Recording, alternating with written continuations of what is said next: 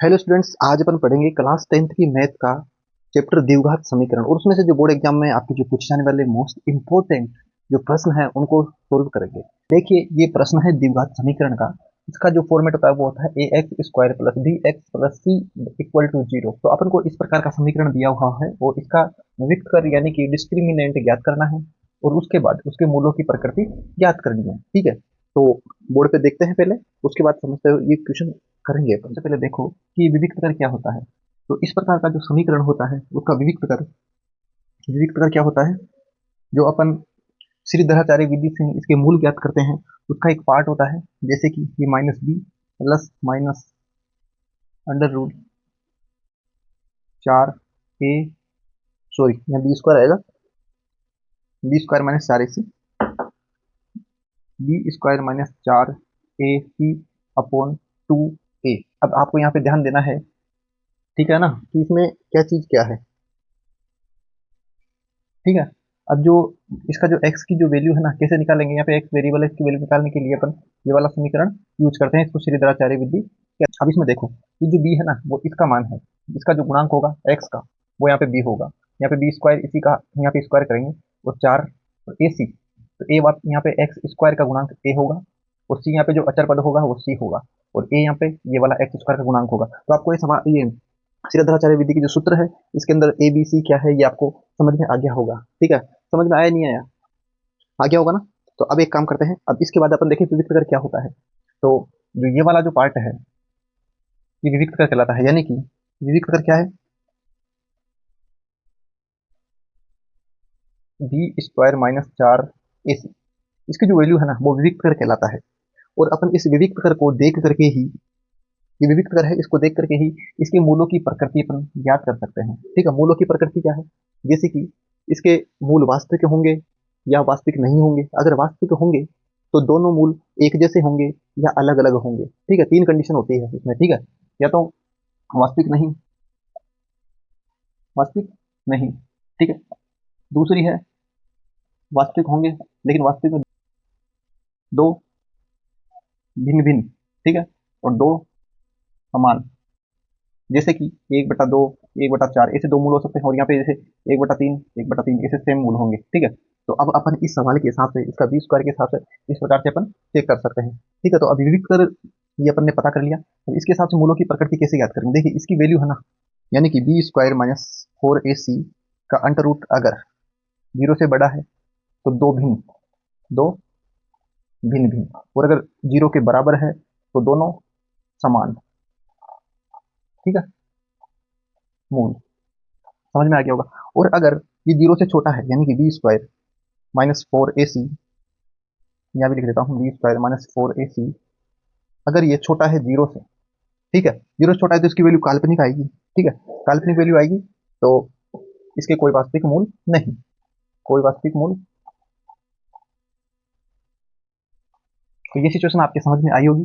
अब अपन कोई क्वेश्चन लेंगे जो बोर्ड परीक्षा में जिसके आने की संभावना ज्यादा है और बोर्ड परीक्षा के लिए मोस्ट इंपोर्टेंट है, ताकि अगर अभी आप यहाँ मेहनत करेंगे तो वो आपके सीधा परीक्षा में दिखेगा। तो इसके लिए अपन ऐसा ही जो प्रश्न जिसकी संभावना ज्यादा है वो अपन यहाँ लेंगे और उसको सोल्व करेंगे। बोर्ड परीक्षा में पूछे जाने वाला एक मोस्ट इंपोर्टेंट सवाल है जिसको अपन यहाँ सोल्व करेंगे और इससे अपन को पता चल जाएगा कि इस प्रकार के सवाल को कैसे हल करना है बोर्ड एग्जाम में, क्योंकि इस प्रकार के सवाल है जो आते ही आते हैं, तो आपको पूरा फोकस बोर्ड पे रखना है। ठीक है, शुरू करें। तो देखिए, अपन ने बताया था कि जो इस प्रकार का समीकरण है ये है a x square minus b x या plus b x plus c बराबर 0। इस प्रकार का एक द्विघात समीकरण है और इसका विविक्त कर ज्ञात करना है। तो अपन सबसे पहले देखेंगे विविक्त कर क्या था। विविक्त कर था बी स्क्वायर माइनस 4ac।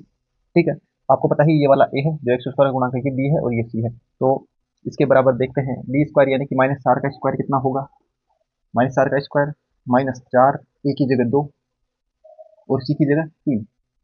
ठीक है, तो अब इसकी वैल्यू आ गई 16, 4 दूनी 8 या 24 माइनस 24, यानी कि इसकी जो वैल्यू है, इसकी जो वैल्यू है वो 0 से कम है। क्या होगा इसकी वैल्यू, इसकी वैल्यू होगी माइनस का 8। तो इसकी वैल्यू 0 से छोटी आ गई, तो यानी कि इसके कोई वास्तविक मूल नहीं होंगे, कोई वास्तविक मूल नहीं। तो इतना आसान सा सवाल है ये, 2 से 3 नंबर का प्रश्न आता है, ये बहुत इंपॉर्टेंट है। देखो कितना सा काम करना पड़ा है। ये विविध कर होता है, इसको चेक किया अपन ने कि 0 से छोटा है, एक बड़ा है, क्योंकि माइनस में आ रहा है और माइनस का वर्गमूल माइनस में ही आएगा, यानी कि 0 से छोटा है, इसलिए इसका कोई वास्तविक मूल ही नहीं है। ठीक है, अब जैसे ही कोई दूसरा सवाल ले लेते हैं एक बार।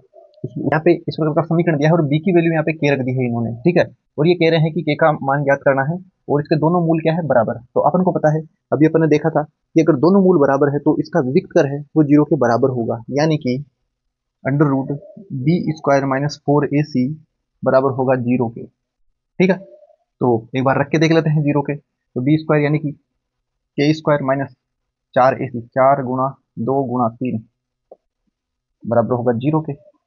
ठीक है, तो यहाँ से इसका अंडर रूट ले लेंगे, तो के स्क्वायर माइनस 4 दूनी 8 किया 24 बराबर 0, और के बराबर हो जाएगा के स्क्वायर बराबर 24 और के बराबर होगा प्लस माइनस अंडर रूट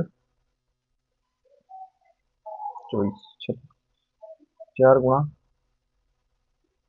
6, तो ये होगा प्लस माइनस 2 अंडर रूट 6। ठीक है, क्योंकि 4 है इसको बाहर निकाल लेंगे, 2 हो जाएगा, तो प्लस माइनस 2 अंडर रूट 6, ये इसके की वैल्यू है, यानी कि बी की।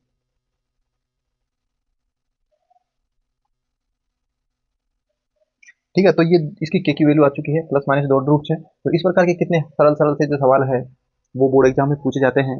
ठीक है, अब एक सवाल और लेते हैं जो बोर्ड एग्जाम के लिए मोस्ट इंपोर्टेंट है। देखिए इसमें क्या पूछ रहा है, द्विघात समीकरण दिया हुआ है। ठीक है, अब जो कह रहा है कि इसके मूलों की प्रकृति ज्ञात करो, तो सबसे पहले अपन प्रकृति ज्ञात करेंगे, और अपन को पता है कि यदि इसके वास्तविक मूल होंगे तो अपन मूलों को भी ज्ञात करना है।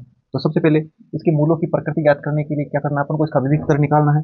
अब विविक्त कर क्या होता है, बी स्क्वायर माइनस 4ac। तो यहाँ से देखो विविक्त कर क्या होगा, माइनस 6 का स्क्वायर 36 माइनस 4 ए की जगह 2 और सी की जगह 3।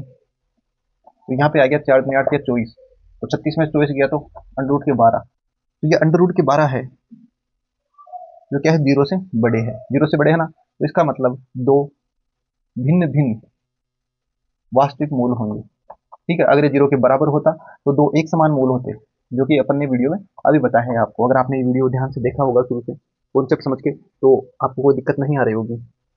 अब देख लो, इसकी प्रकृति पता चल गई कि दो भिन्न भिन्न मूल होंगे और वास्तविक होंगे।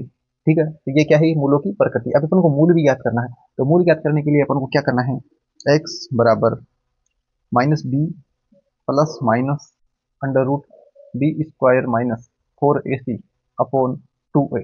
अब आप एक बात ध्यान रखना है कि बी स्क्वायर माइनस 4ac की वैल्यू यहाँ पे अंडर रूट 12 आ रही है, यहाँ अंडर रूट 12 रख देंगे और बी की वैल्यू यहाँ से रख देंगे माइनस 6। तो देखो माइनस माइनस का 6 और प्लस माइनस अंडर रूट का 12 बट्टा 2 और एक की जगह 2, ये आ गया। ठीक है, अब देखो ये माइनस से माइनस प्लस हो जाएगा, तो x बराबर क्या होगा, 6 प्लस माइनस, और 12 को अपन लिख सकते हैं 4 गुणा 3, और 4 गुणा 3 लिखेंगे ना, तो 4 में से 2 तो बाहर आ जाएंगे, इसको लिख देंगे 4 गुणा 3। अभी 4 का रूट 2 आ जाएगा, और यहाँ पे 2 गुणा 2, 2 गुणा 2। अब बराबर में देखो 6 प्लस माइनस, यहाँ से 2 बार आया, 2 अंडर रूट 3 बट्टा 4, या फिर 2 गुणा 2 कर दो, 2 गुणा 2। अब एक काम करो, इस वाले 2 से यह वाला 2 कट गया और यहाँ पे कट के 3 आ जाएंगे। तो इसका जो आंसर होगा वो यहाँ पे लास्ट में मैं दिखा देता हूँ, x बराबर दो भिन्न मूल होंगे। ठीक है, भिन्न भिन्न होंगे ना, ये प्लस माइनस से आ जाएगा, तो 3 1/2। देखो 2 यहाँ, ये जो 1/2 है ये इधर कॉमन आ गया, और यहाँ से बच गया फिर 3 प्लस माइनस अंडर रूट 3। ठीक है, या फिर इसको अपन ऐसे लिख सकते हैं, x बराबर 3 प्लस रूट 3/2 और 3 माइनस रूट 3/2। इस प्रकार इस प्रश्नों को आप हल करेंगे तो आपके 3 नंबर का जो प्रश्न है वो पक्का हो जाएगा, और आपको मतलब अच्छे मार्क्स लाने में बहुत ज़्यादा हेल्प होगी। इस प्रकार के प्रश्न को आपको छोड़ के नहीं आना है, इतने सरल सरल प्रश्न हैं और जितने सरल तरीके से मैंने समझाया है, तो मुझे उम्मीद है कि आपको जरूर ये प्रश्न समझ में आया होगा। ठीक है, तो मिलते हैं नेक्स्ट वीडियो में। अगर अभी तक आपने हमारे चैनल को सब्सक्राइब नहीं किया है तो चैनल को सब्सक्राइब जरूर कर ले, वीडियो को लाइक कर दे और अपने मित्रों को भी शेयर कर दे। ठीक है, मिलते हैं नेक्स्ट वीडियो में। जय हिंद।